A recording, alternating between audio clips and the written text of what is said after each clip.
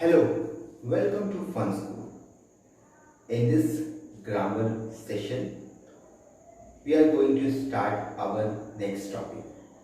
हमने कल सीखा था पार्ट ऑफ स्पीच के बारे में। इस ग्रामर सीरीज में ये दूसरा वीडियो है जिसमें आज के इस वीडियो में हम जानेंगे टेंसेस के बारे में। तो आज का टॉपिक है टेंस। हमने कल सीखा था पार्ट ऑफ स्पीच के बारे में। पार्ट ऑफ स्पीच क्या होता है?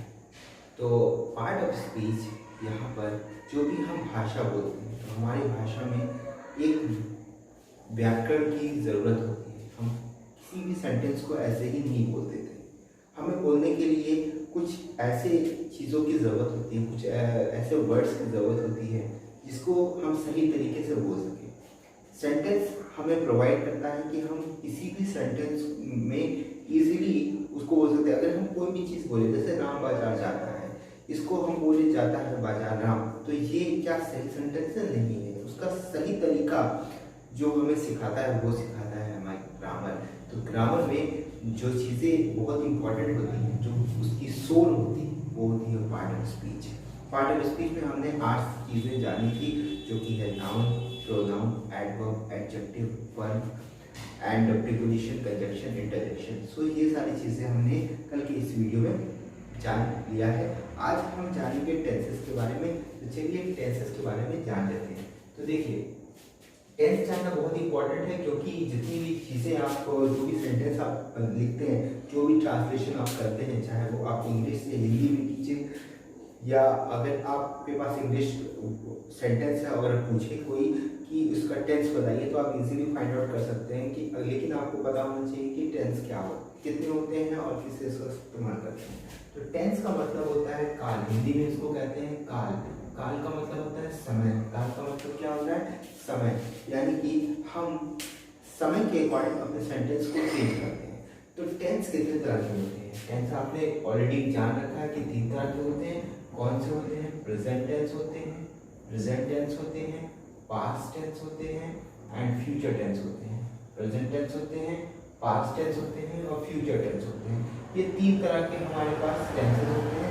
प्रेजेंट टेंस जो कि हमें वर्तमान समय के बारे में हमें बताए, पास्ट यानी कि जो बीते हुए समय के बारे में हमें बताए, और फ्यूचर जो आने वाला कल है उसके बारे में जो हमें बताया उसे हम फ्यूचर टेंस कहते हैं। तो यहाँ पर हम सबसे पहले जानते हैं प्रेजेंट के बारे में, फिर बताएंगे पास्ट के बारे में, फिर फ्यूचर के बारे में।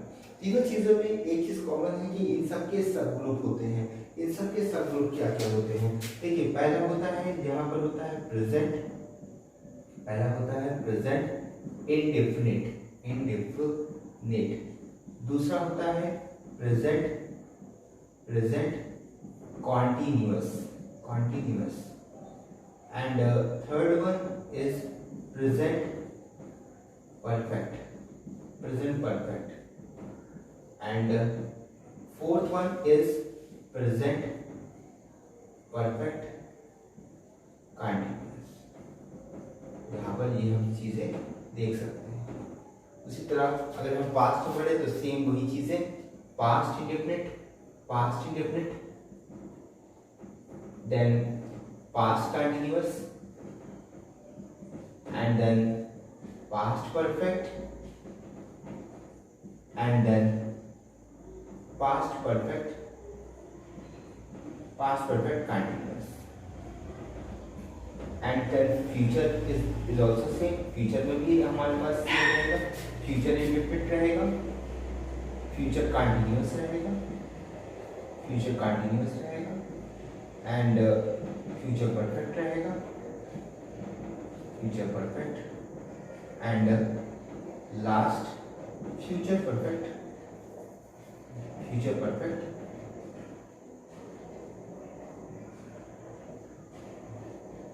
कंटिन्यूअस है। सो यहाँ पर हम देख सकते हैं कि ये सारी चीजें हमारे पास हैं। प्रेजेंट है, पास्ट है, फ्यूचर है। इसके साथ साथ हम यहाँ देख सकते हैं, अब यहाँ पर बात आती है प्रेजेंट क्या, present definite, present continuous, present perfect, present perfect continuous. ये सभी हम लोग देख सकते हैं। लेकिन इसके साथ साथ ध्यान रहे कि जब भी हम इन सबको देखते हैं तो सबसे पहले हमें एक चीज़ का ध्यान और होना चाहिए, वो होता है सेंटेंस। क्योंकि जब भी हम किसी काल को देख समझते हैं कि वो कौन से समय में हो रहा है, प्रेजेंट में हो रहा है, पास्ट में हो रहा है या फ्यूचर में हो रहा है, तो हमें ये समझना होगा कि उसका काल यानी समय क्या है उसके सेंटेंस के अकॉर्डिंग। जैसे सेंटेंस क्या होता है, ग्रुप ऑफ वर्ड जो कि हमें एक मीनिंगफुल सेंस देता है, वो सेंटेंस कहलाता है। Word which give us a meaningful sense, a group of word which is give us a meaningful sense, this is called sentence. Okay, so sentence भी कई तरह के होते हैं, sentence भी कई तरह के होते हैं। जैसे कि पहला सेंटेंस होता है affirmative sentence, affirmative sentence, affirmative sentence. Okay, then होता है हमारे पास negative sentence, negative sentence. then हमारे पास होता है interrogative sentence, interrogative sentence, interrogative sentence. and then हमारे पास होता है question word interrogative sentence, question word interrogative sentence, interrogative sentence. Okay, so हमारे पास सिर्फ दो तरीके के सेंटेंसेस होते हैं, अफर्मेटिव होता है, नेगेटिव होता है, इंट्रोगेटिव होता है एंड क्वेश्चन वर्ड इंट्रोगेटिव होता है। क्वेश्चन वर्ड जिसमें कि हम इंट्रोगेटिव प्रोनाउन का यूज करते हैं, जैसे व्हाट, वेयर, व्हेन, हाउ, ये सब हमारे कहलाते हैं इंट्रोगेटिव प्रोनाउन, जिसके बारे में हम लोगों ने जाना था। कुछ प्रोनाउंस मैंने आपको नहीं बताया कल के पार्ट ऑफ स्पीच में, जैसे कि मैंने कुछ आपको बताया था, डेमोंस्ट्रेटिव प्रोनाउन बताया था, पोसेसिव प्रोनाउन बताया था, उसके साथ साथ मैंने आपको बताया था पर्सनल प्रोनाउन के बारे में बताया था, first person, second person, third person. And कुछ प्रोनाउन के टाइप मैंने आपको नहीं बताया, जैसे कि रिफ्लेक्स प्रोनाउन भी होता है, इंट्रोगेटिव प्रोनाउन भी होता है। तो रिफ्लेक्स प्रोनाउन, इंट्रोगेटिव, जब भी हम लोग खुद की बात करते हैं तो वो हमारा रिफ्लेक्स प्रोनाउन होता है, और जब सवाल पूछते हैं, सवाल के लिए जिस भी प्रोनाउन का यूज करते हैं उसे हम कहते हैं क्या कहते हैं, उसे हम कहते हैं इंट्रोगेटिव प्रोनाउन। तो इंट्रोगेटिव प्रोनाउन जिसमें हम क्वेश्चन वर्ड का इस्तेमाल करते हैं, जैसे व्हाट, वेयर, व्हेन, ये सब भी हमारे क्वेश्चन वर्ड इंट्रोगेटिव होते हैं। तो affirmative, negative, interrogative and question word interrogative, ये सभी चीजें हम यहाँ पर इस्तेमाल करेंगे। अब इन सभी को हम लोग सेंटेंस में ढालेंगे। तो अब यहाँ पर अगर हम स्टार्ट करें प्रेजेंट इंडेफिनिट टेंस से, प्रेजेंट इंडेफिनिट टेंस से अगर हम इस्तेमाल करें तो देख सकते हैं यहाँ पर प्रेजेंट इंडेफिनिट का मतलब क्या होता है। प्रेजेंट का मतलब होता है जो अभी चल रहा है, वर्तमान, यानी इंडेफिनिट का मतलब होता है सिंपल सेंटेंस। जो सिंपल सेंटेंस जो साधारण तौर पे हम लोग बोलते हैं, वो गया, वो जाता है, वो पढ़ता है, वो लिखता है, वो सोता है, वो बैठता है, वो खाता है, ये सभी एक सिंपल सेंटेंस है। इस सेंटेंस को हम लोग क्या कहते हैं, इस सेंटेंस को हम लोग कहते हैं प्रेजेंट इंडेफिनिट टेंस। अब इसकी पहचान कैसे होगी, जिस भी सेंटेंस के लास्ट में ता है, ती है, ते है, ओके, ती है, ते है, ये सब आता है तो वो क्या कहलाता है, प्रेजेंट इंडेफिनिट टेंस कहलाता है। अब प्रेजेंट इंडेफिनिट में भी हम लोग क्या कहते हैं, हेल्पिंग वर्ब लगाते हैं। देखिए कोई भी अगर आप कैसे स्टार्टिंग करते हैं, हम लोग सबसे पहले हम लोग स्टार्ट कर देते हैं प्रेजेंट इंडेफिनिट से, तो आपको क्लियरली आपको पता चलेगा। सो हम लोग स्टार्टिंग करते हैं सबसे पहले प्रेजेंट इंडेफिनिट से, उसके बाद हम लोग धीरे धीरे सारे टेंस को हम लोग कवर करेंगे। और हो सकता है कि ये वीडियो में अगर कवर नहीं हो पाया तो मैं अगले वीडियो में इसको कवर करूंगा। तो फिलहाल के लिए हम लोग देखते हैं शायद कवर हो जाए।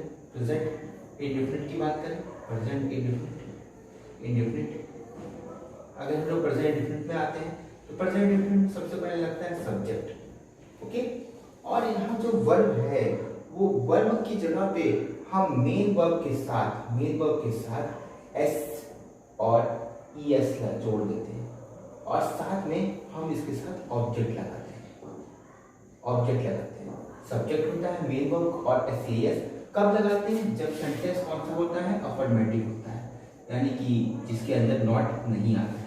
लेकिन अगर जिसके अंदर नॉट आ जाए यानी निगेटिव सेंटेंस आ जाए तो वहां पे जो स्ट्रक्चर है वो चेंज हो जाता है। वहां पे हम लोग सब्जेक्ट लिखते हैं प्लस लिखते हैं हम लोग हेल्पिंग वर्ब में हम लोग लगाते हैं डू या डज का इस्तेमाल, और प्लस हम यहाँ पे मेन वर्ब लिखते हैं, और मेन वर्ब का कौन सा फॉर्म लिखते हैं, फर्स्ट फॉर्म लिखते हैं। हम वर्ब जो होता है उसके तीन फॉर्म होते हैं बेसिकली, फर्स्ट फॉर्म होता है, सेकंड फॉर्म और थर्ड फॉर्म होता है। एक फॉर्म होता है जिसको हम लोग कहते हैं आईएनजी फॉर्म, जिसको हम लोग जेरेंट के नाम से भी जानते हैं, और प्लस होता है ऑब्जेक्ट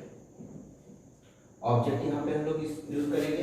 तो subject, do does, main verb and object इसका इस्तेमाल करेंगे। जैसे कि मान लीजिए एक सेंटेंस लिख देते हैं, राम बाजार जाता है, राम बाजार जाता है। तो यहाँ देखिए हमने बोला था ता है, ती है, ते है आता है, जिसमें वो हमारा क्या कहलाता है, प्रेजेंट इंडेफिनिट कहलाता है। तो देखिए यहाँ पे ता है आया, तो हम यहाँ बोल सकते हैं राम इज अ सब्जेक्ट, सो राम यहाँ लिखेंगे, ता है, दी है, ते है, आया है। और ये कौन सा सेंटेंस में नहीं आया है, नहीं आया है, इसका मतलब ये अफर्मेटिव सेंटेंस है। और अगर अफर्मेटिव सेंटेंस है तो यहाँ मेन वर्ब के साथ एस। मेन वर्ब क्या है, जो काम यहाँ पे कर रहा है, कौन यहाँ पे काम कर रहा है, जाने का काम कर रहा है, तो गो हो जाएगा यहाँ पे। लेकिन उसके साथ क्या जुड़ेगा, एस जुड़ेगा। तो जिसके आखिरी, जिस वर्ब के आखिरी ओ होता है तो उसके आगे ईएस लगाते हैं, तो गोज हो जाएगा। उसके बाद हम लोग क्या कहते हैं, राम गोज कहाँ जाता है, मार्केट जाता है। तो मार्केट हमारा ऑब्जेक्ट हो गया, to the market, to the market we can write, हम यहाँ पे लिख सकते हैं to the market. So Ram goes to the market. अगर यही हम एक सेंटेंस लिखें, राम बाजार नहीं जाता है, राम बाजार नहीं जाता है, राम बाजार नहीं जाता। अब ये नहीं आ गया तो इसका मतलब यहाँ पर क्या है, यहाँ पर यहाँ पर नेगेटिव सेंटेंस जुड़ गया। अभी जब नेगेटिव सेंटेंस जुड़ गया तो अब यहाँ सेंटेंस हो जाएगा राम, और जाने को क्या कहते हैं, गो कहते हैं। गो का तो गो ही रहेगा, इसमें कोई चीज नहीं, क्योंकि ये मेन वर्ब का यहाँ पर फर्स्ट फॉर्म, मेन वर्ब का फर्स्ट फॉर्म। लेकिन राम से गो से पहले, मेन वर्ब से पहले यहाँ पे डू या डज लगाते हैं। ठीक है, डू और डज दो चीजें हैं। ठीक है, राम डज यहाँ पर लगेगा, क्योंकि देखिए दो चीजें, एक है डू और एक है डज। अब देखिए डू जो होता है, जब भी ये सब्जेक्ट सिंगुलर होगा तो हम यहाँ पे डज का यूज करेंगे। किसका यूज करेंगे, डज का। जब सिंगुलर होगा, सिंगुलर कैसे है, राम एक है तो सिंगुलर है, और एक से ज्यादा है तो प्लूरल है। तो अगर प्लूरल होगा सब्जेक्ट राम एक है तो इसलिए सिंगुलर कहलाएगा। राम से अगर कोई बॉयज होता, गर्ल्स होता, कुछ होता, एक से ज्यादा होता, तो वहां पर हम प्लूरल यानी कि डू का इस्तेमाल करते थे। यहाँ पे हम लोग डज का इस्तेमाल करेंगे। राम, अब यहाँ पर डज का इस्तेमाल करेंगे, राम डज। और यहाँ पे मेन वर्ब का फर्स्ट फॉर्म, मेन वर्ब का मतलब गो है, तो यहाँ पे लिखेंगे go, Ram does go, Ram does, sorry not भी तो है, यहाँ नहीं भी तो इस्तेमाल हो रहा है, तो नॉट भी तो लगाएंगे, Ram does not go, and then after to the market, to the market. So यहाँ पर हम लिख सकते हैं Ram does not go to the market, Ram does not go to the market. I hope you are getting, I hope हमको समझ आ रहा है कि आपको समझ में आया कि यहाँ पर अगर अफर्मेटिव होगा तो यहाँ पर देखिए मेन वर्ब में एस का इस्तेमाल हुआ है। लेकिन अगर नेगेटिव सेंटेंस है तो यहाँ पर देखिए डू या डज का इस्तेमाल हुआ है। डज का इस्तेमाल कब करते हैं, जबकि हमारा सब्जेक्ट सिंगुलर होता है, और डू का इस्तेमाल कब करते हैं, जब हमारा सब्जेक्ट क्या होता है, प्लूरल होता है। तो यहाँ पर हम देख सकते हैं ये हमारा सिंगुलर है, इसलिए यहाँ पर डज का इस्तेमाल किया गया है। चलिए हम इसको रब करते हैं, और रब करने के बाद अब हम लोग बढ़ते हैं प्रेजेंट कंटिन्यूअस की तरफ। प्रेजेंट कंटिन्यूअस की तरफ बढ़ते हैं। तो प्रेजेंट कंटिन्यूअस जब हम लोग करेंगे तो हम लोग को अच्छे समझ में आएगा कि क्या होता है प्रेजेंट कंटिन्यूअस। इजीली अब ये देखिए यहाँ पर है प्रेजेंट कंटिन्यूअस, प्रेजेंट कंटिन्यूअस। सो प्रेजेंट कंटिन्यूअस में हम लोग यहाँ पे देखते हैं प्रेजेंट कंटिन्यूअस में की पहचान क्या है, जिसके आखिरी में रहा है, रही है, रहे है, आए, जिसके आखिरी में रहा है, रही है, आए, वो हमारा क्या कहलाता है, वो कहलाता है हमारा प्रेजेंट कंटीन्यूअस। क्या कहलाता है, प्रेजेंट कंटीन्यूअस कहलाता है। तो अब यहाँ पर एक अगर हम लोग सेंटेंस देखें, जैसे राम बाजार जा रहा है, तो देखो यहाँ पर ये रहा है आ रहा है, हमने बोला रहा है, रही है, आए, तो वो हमारा क्या होता है, वो हमारा होता है प्रेजेंट कंटीन्यूअस होता है। तो चलिए इसके स्ट्रक्चर को लिख लेते हैं। इसके लिए सबसे पहले सब्जेक्ट लिखते हैं, सब्जेक्ट जो काम कर रहा है, उसके बाद हम वर्ब यूज करते हैं। वर्ब यहाँ पे कौन सा यूज करते हैं, वर्ब यहाँ पे तीन चीज यूज करते हैं, इज, एम, आर। देखिए इसका इस्तेमाल कब करते हैं, इस जब सिंगुलर होता है। इसका भी इस्तेमाल करते हैं, इसका इस्तेमाल तब होता है जब वो सिंगुलर होता है कोई चीज। आर का इस्तेमाल तब करते हैं जब सेंटेंस में सब्जेक्ट प्लूरल होता है। और एम का इस्तेमाल सिर्फ और सिर्फ आई के साथ किया जाता है। एम का इस्तेमाल कब किया जाता है, आई के साथ। अगर सब्जेक्ट में आई है तो हम एम का इस्तेमाल करेंगे, अगर सब्जेक्ट प्लूरल है तो आर का इस्तेमाल करेंगे, और सब्जेक्ट अगर सिंगुलर है तो यहाँ पर इसका इस्तेमाल करेंगे। ये देखिए ये सब्जेक्ट के अकॉर्डिंग ये वर्ब बदल रहा है, इसको हम लोग कहते हैं सब्जेक्ट वर्ब एग्रीमेंट। क्या कहते हैं, सब्जेक्ट वर्ब एग्रीमेंट कहते हैं, क्योंकि ये सब्जेक्ट के अकॉर्डिंग बदल रहा है, तो इसको हम सब्जेक्ट वर्ब एग्रीमेंट कहते हैं। तो यहाँ पर ये हो गया। फिर उसके बाद हम लोग लगाते हैं मेन वर्ब। देखिए जो मेन वर्ब है ना, इसमें हम आईएनजी लगाते हैं। मेन वर्ब जो भी होगा, यहाँ मेन वर्ब जो काम कर रहा है, जैसे जाने का काम हो रहा है तो जाने के काम के आगे हम आईएनजी लगा देंगे। फिर आखिरी में हम क्या लगा देंगे, ऑब्जेक्ट लगा देंगे। तो सब्जेक्ट यहाँ पे क्या है, सब्जेक्ट यहाँ पे राम है। फिर उसके बाद इज लगाएंगे, एम लगाएंगे कि आर लगाएंगे। तो देख सकते हैं इज राम एक सिंगुलर है तो हम इज लगा देंगे यहाँ पर। फिर उसके बाद मेन वर्ब का आईएनजी फॉर्म, या मेन वर्ब क्या है, जाने का काम हो रहा है तो जा रहा है, यानी कि गो हो जाएगा, और गो के आगे आईएनजी लगा देंगे तो गोइंग हो जाएगा। ठीक है, उसके बाद हम क्या लगाएंगे, ऑब्जेक्ट लगाएंगे, कहाँ जा रहा है, to the market, Ram is going to the market, Ram is going to the market. Okay, so ये तो हो गया हमारा एक सेंटेंस। इसमें हमारा नेगेटिव सेंटेंस के साथ भी यही स्ट्रक्चर फॉलो होगा। जैसे सिर्फ और सिर्फ प्रेजेंट इंडेफिनिट में, present indefinite, past indefinite, future indefinite, इन सब में क्या होता है कि आपका अफर्मेटिव के साथ कुछ और स्ट्रक्चर लगता है एंड नेगेटिव इंट्रोगेटिव के साथ कुछ और स्ट्रक्चर यूज करते हैं। लेकिन यहाँ पर भी हम देख सकते हैं अफर्मेटिव और नेगेटिव के साथ वही सेम स्ट्रक्चर यूज होता है। तो आई होप आपको समझ में आ गया। एक चीज और आपको समझना चाहिए कि जब भी हम क्वेश्चन वर्ड का यूज करते हैं तो क्या होता है, इंटरचेंज हो जाते हैं। इंटरचेंज का मतलब क्या है कि इज एम आर जो कि इधर चला जाएगा और जो सब्जेक्ट है वो इधर चला जाएगा, यानी शिफ्ट हो जाएगा। सब जैसे इज एम आर, आप जैसे इंट्रोगेटर लिखने जाते हैं तो इज एम आर पहले लिख देंगे, मतलब इज एम आर पहले लिखेंगे, फिर आप सब्जेक्ट लिखेंगे, फिर आप मेन वर्ब का आईएनजी फॉर्म लिखेंगे, उसके बाद ऑब्जेक्ट लिखेंगे। इस तरह से कुछ स्ट्रक्चर हो जाता है जब आप क्वेश्चन वर्ड लिखते हैं एंड फाइनली लास्ट में हम क्वेश्चन मार्क लगा देते हैं अगर हम क्वेश्चन स्ट्रक्चर में इसको बदलते हैं। लेकिन क्वेश्चन स्ट्रक्चर नहीं बदल रहा है तो कॉमन जैसे हम लिख रहे हैं वैसे ही लिखेंगे। चलिए और आप कर देते हैं और हम लोग करते हैं अगला हमारा जो टेंस है उसकी तरफ। और अगला हमारा प्रेजेंट टेंस में हमारा अगला टेंस है वो है प्रेजेंट परफेक्ट। प्रेजेंट परफेक्ट, तो चलिए हम लोग बढ़ते हैं प्रेजेंट परफेक्ट की तरफ। प्रेजेंट परफेक्ट की तरफ बढ़ते हैं, प्रेजेंट परफेक्ट। अब हम लोग प्रेजेंट परफेक्ट की तरफ देखते हैं। प्रेजेंट परफेक्ट की पहचान क्या है, जिस सेंटेंस के लास्ट में चुका है, चुकी है, चुके हैं, आए, उसे हम कहते हैं प्रेजेंट परफेक्ट। ओके, तो जैसे मान लीजिए लिखा है मुकेश खाना खा चुका है। मुकेश खाना खा चुका है, तो मुकेश यहाँ पे सब्जेक्ट है, चुका है देखिए यहाँ पे आ रहा है, तो इसका मतलब ये बोल सकते हैं कि ये प्रेजेंट परफेक्ट है। पहचान क्या है, स्ट्रक्चर सब्जेक्ट लिखते हैं प्लस यहाँ पे हेल्पिंग वर्ब। हेल्पिंग वर्ब में दो हेल्पिंग वर्ब यूज होता है। कौन कौन सा हेल्पिंग वर्ब यूज होता है, हैज यूज होता है, हैव यूज होता है। ठीक है, हैज यूज होता है, हैव यूज होता है। फिर उसके बाद हम लोग बढ़ते हैं मेन वर्ब की तरफ। तो मेन वर्ब जो यहाँ पे यूज होता है वो यूज होता है थर्ड फॉर्म। मेन वर्ब का थर्ड फॉर्म जैसे बताया था हमने, वर्ब का मेनली 3 फॉर्म होता है, first form, second form, third form, एक होता है आईएनजी फॉर्म। ठीक है, तो मेन वर्ब का यहाँ पे थर्ड फॉर्म देते हैं। मेन वर्ब के फर्स्ट फॉर्म को हम जो होता है प्रेजेंट टेंस कहते हैं हम लोग।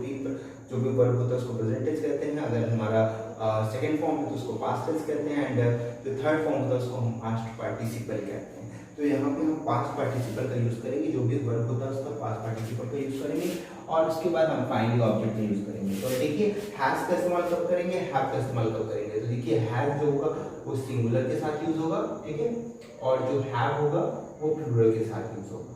वो हैव है वो प्लूरल के साथ हम लोग यूज करते हैं। ठीक है, तो जो हैज है वो सिंगुलर के साथ, हैव जो है हमारा प्लूरल के साथ। तो ये डिपेंड करता है कि हमारा सब्जेक्ट क्या है। सब्जेक्ट सिंगुलर है तो हैज, सब्जेक्ट प्लूरल है तो हैव यूज करेंगे। अब ये देख सकते हैं मुकेश खाना खा चुका है, तो मुकेश यहाँ पर लिख देंगे सबसे पहले सब्जेक्ट की जगह पे, क्योंकि वही तो काम कर रहा है मुकेश। तो मुकेश काम कर रहा है, मुकेश सिंगुलर, इससे सिंगुलर है तो क्या लगेगा, हैज लगेगा कि हैव लगेगा। तो हमारा जवाब क्या है, हैज लगेगा। अब ये हैज हो गया। अब मेन वर्ब का थर्ड फॉर्म, यहाँ पे क्या कौन सा मेन वर्ब है, तो खाने का काम होगा, ईट। ठीक है, तो ईट का थर्ड फॉर्म ईट, एट, ईटेन, ईट, एट, ईटेन। तो थर्ड फॉर्म क्या होगा, ईटेन होगा। सो यहाँ पे क्या लिखेंगे, ईटेन लिखेंगे, क्योंकि फर्स्ट फॉर्म होता है ईट, सेकंड फॉर्म होता है एट एंड थर्ड फॉर्म होता है ईटेन। सो ये आपको याद करने की जरूरत है, वर्ब के तीनों फॉर्म आप अच्छे से याद कर लीजिए, तभी आप उसको कर सकते हैं। उसके बाद हम लगाएंगे फाइनल ऑब्जेक्ट। ऑब्जेक्ट क्या है, खाना। ठीक है, तो मुकेश है ईटेन, हाँ, अब फूड है। अब फूड में कुछ भी हो सकता है, आप रात का खाने की बोल सकते हैं, दिन का खाना बोल सकते हैं, सुबह का लंच भी बोल सकते हैं। तो यहाँ पर सुबह का हम ब्रेकफास्ट भी बोल सकते हैं। तो यहाँ पर खाना खाया है, तो हो सकता है रात को भी खाना खाया, तो अगर रात का खाना बोल रहा है तो डिनर बोल देंगे। तो ईटन फूड लिख दीजिए, क्योंकि यहाँ सिर्फ खाने की बात हो रही है तो फूड लिख सकते हैं यहाँ पर। Mukesh has eaten food, Mukesh has eaten food. Okay, so ये हमारा सेंटेंस हो जाएगा, क्योंकि यहाँ पर अभी खा चुका है आया है, तो चुका है की जगह पे हम इसका यूज करते हैं प्रेजेंट परफेक्ट का।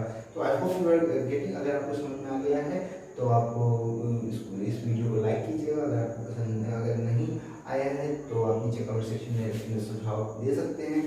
अगर इसे क्वेश्चन वर्ड बनना है तो हमें इसको इधर कर देना है और बाकी चीज़ें वही रहेंगी। जैसे अगर क्वेश्चन वर्ड बनना है तो हैज़ हैव पहले हो जाएगा, हैज़ हैव पहले होगा, प्लस सब्जेक्ट हो जाएगा, प्लस मेन वर्ब का थर्ड फॉर्म हो जाएगा, एंड देन ऑब्जेक्ट हो जाएगा। ठीक है, ये हमारा क्वेश्चन मार्क यहाँ पे लग जाएगा। तो इस तरह से हम सब जैसे सकते हैं। और नॉट लगाना है तो सिंपल यहाँ पे नॉट ऐड हो जाएगा और हम इसको स्ट्रक्चर को निगेटिव बना सकते हैं। तो सेंटेंस के कई तरह के सेंटेंस में हम इसको बदल सकते हैं। हमने बेसिकली अफर्मेटिव सेंटेंस आपको बताया था, नेगेटिव सेंटेंस बताया था, इंट्रोगेटिव सेंटेंस बताया था और क्वेश्चन वर्ड इंट्रोगेटिव सेंटेंस बताया। क्वेश्चन वर्ड में सिंपल कुछ है नहीं, वहाँ पे आप हम कुछ ऐसे वर्ड्स आप लगा सकते हैं जो कि क्वेश्चंस आप बिलोंग करता है। ठीक है, अब हम लोग बढ़ते हैं। अगला हमारा जो है लास्ट वाला है वो है present perfect continuous. Present perfect continuous. तो चलिए इसके बारे में भी थोड़ा सा जान लेते हैं। प्रेजेंट परफेक्ट कंटीन्यूअस, ठीक है। अब देखिए, जिस भी सेंटेंस के लास्ट में रहा है, रही है आए, तो वो वहां पर हम प्रेजेंट परफेक्ट कंटीन्यूअस कह सकते हैं। बशर्ते अब आप सोच रहे होंगे कि कंटीन्यूअस में भी तो रहा है, रही है लास्ट में आ रहा था, तो क्यों इसको भी हम कैसे कह सकते हैं? तो देखिए, जब भी रहा है, रही है के साथ समय जुड़ जाए, क्या जुड़ जाए? समय जुड़ जाए। जैसे मैं 2 बजे से खाना खा रहा था, मेरी दुकान 1995 की है। तो समय भी दो तरह के होंगे। एक तो होगा निश्चित समय जिसके बारे में हम लोग जानते हैं, और एक होगा अनिश्चित समय जिसके बारे में हम लोग नहीं जानते, अनुमान लगा रहे हैं। ठीक है, जैसे मैं 2 घंटे से पढ़ रहा था, एग्जैक्टली हमको समय नहीं पता, लेकिन मेरी दुकान 1995 से है, ये हमको पता है। तो यहाँ पे क्या होगा? निश्चित होगा। और एक जो हमने अभी बताया कि 2 घंटे से मैं पढ़ रहा था, ये अनिश्चित है। तो जो निश्चित अगर होगा, ठीक है, अगर निश्चित हो, कोई समय निश्चित है, तो वहां पे हम लगाएंगे समय से पहले सिंस लगाएंगे। ठीक है, और अगर अनिश्चित होगा तो वहां पे फॉर लगाएंगे, फॉर। ये चीज हमें ध्यान रखनी है। अब हमें सब्जेक्ट समझना है, स्ट्रक्चर समझना है। सबसे पहले सब्जेक्ट लिखते हैं। ठीक है, उसके बाद अगर इस तरह के सेंटेंस है जिसमें कि रहा है, रही है प्लस समय आ जाए, जैसे अभी मैं एग्जाम्पल दूंगा, पहले सब्जेक्ट लिखेंगे, फिर यहाँ पे हम लिखेंगे हैज हैव। ठीक है, अब यहाँ हैज हैव तो लिखेंगे, अब हैज सिंगुलर है, हैव प्लूरल के साथ, ये तो हमने बताया ही है। इसके आगे हम लोग जोड़ देंगे बीइंग। ठीक है, फिर उसके बाद हम लोग जोड़ेंगे मेन वर्ब, क्योंकि जब भी कंटीन्यूअस होता है तो उसमें हम आईएनजी फॉर्म जोड़ते हैं, और फिर लास्ट में हम ऑब्जेक्ट जोड़ देते हैं। इसका एग्जांपल की बात अगर करें तो मैं 2 बजे से पढ़ाई। अब यहाँ पे देख सकते हैं कि यहाँ पे रहा हूँ आया। अब यहाँ जब रहा हूँ आया तो अब यहाँ पर देख सकते हैं, यहाँ पे रहा हूँ जब आया और साथ में यहाँ पे 2 बजे आया। 2 बजे क्या है? समय है, और रहा हूँ और रही हूँ के साथ अगर समय आ रहा है तो इसका मतलब ये क्या है? Present perfect continuous. ये क्या है? प्रेजेंट परफेक्ट कंटीन्यूअस है। तो यहाँ पर हम कह सकते हैं सबसे पहले आई। ठीक है, तो आई। अब ये देखिए, जो आई होता है ना, उसको प्लूरल में कंसीडर किया जाता है। तो यहाँ पे हैज होगा कि हैव, जब भी प्लूरल होता है तो हैव होता है, तो यहाँ पर हैव होगा। तो हैव होगा, हैव के आगे बी जोड़ देंगे, बी जोड़ देंगे। उसके बाद ऑब्जेक्ट के एकदम लास्ट में यहाँ पे टाइम को जोड़ते हैं। ऑब्जेक्ट के आगे क्या जोड़ते हैं? टाइम। और टाइम से पहले हम क्या लगाते हैं? सिंस या फॉर लगाते हैं। मैंने बताया सिंस लगाएंगे कि फॉर कब लगाएंगे? अगर हमारे पास निश्चित समय होगा तो सिंस, अनिश्चित समय होगा तो फॉर। ठीक है, तो यहाँ पर आई हैव बीन। अब मैं यहाँ पर क्या लगाऊंगा? मेन वर्ब कहूंगा। मेन वर्ब हमारा क्या है? पढ़ाई कर रहा है। पढ़ाई को क्या कहते हैं? स्टडी कहते हैं। और आईएनजी लगा देंगे तो स्टडी हो जाएगा। ठीक है, अब स्टडी हो जाएगा।